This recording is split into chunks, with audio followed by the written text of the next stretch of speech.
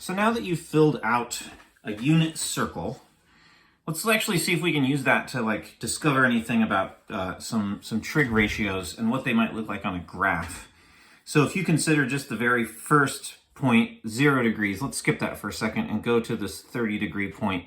And I'm actually going to draw a right triangle.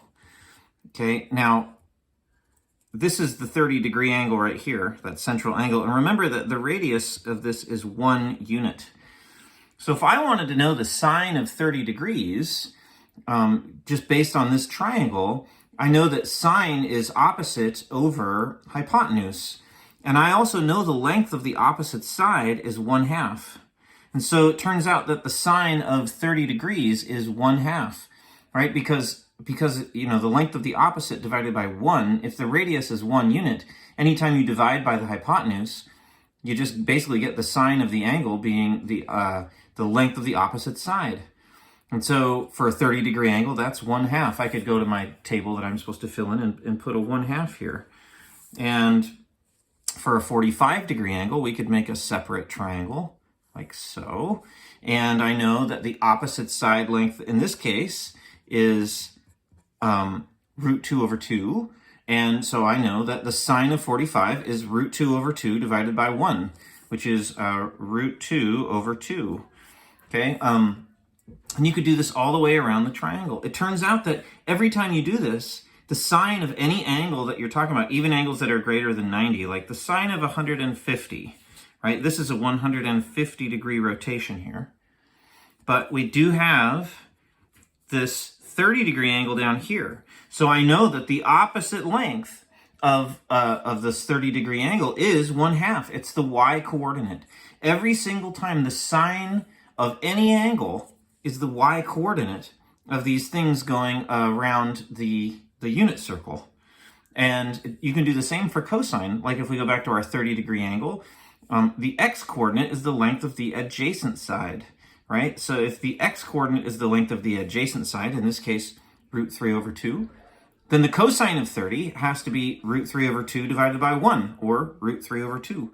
So we could even add that down here, like if you were doing cosine, then the cosine of 30 is the square root of 3 over 2. The great thing about this unit circle is because the radius is 1, the sine and the cosine, you're dividing by the hypotenuse, are just the x-coordinate for the cosine and the y-coordinate for the sine. That's a good thing to write down. X is the cosine and the y-coordinate is the sine of any angle.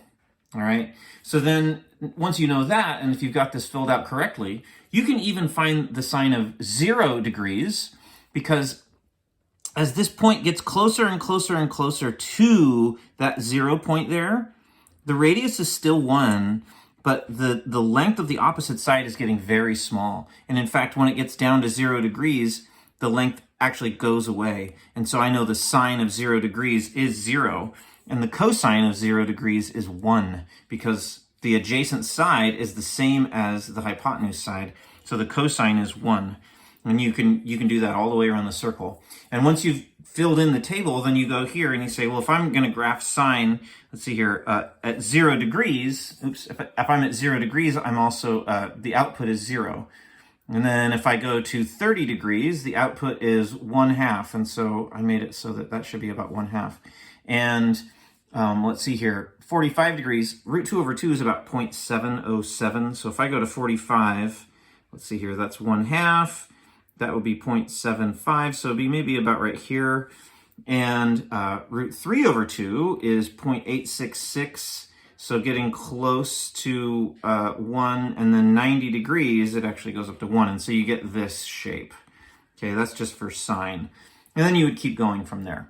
So your task is to just fill in the table using your unit circle and plot all the points and make a graph.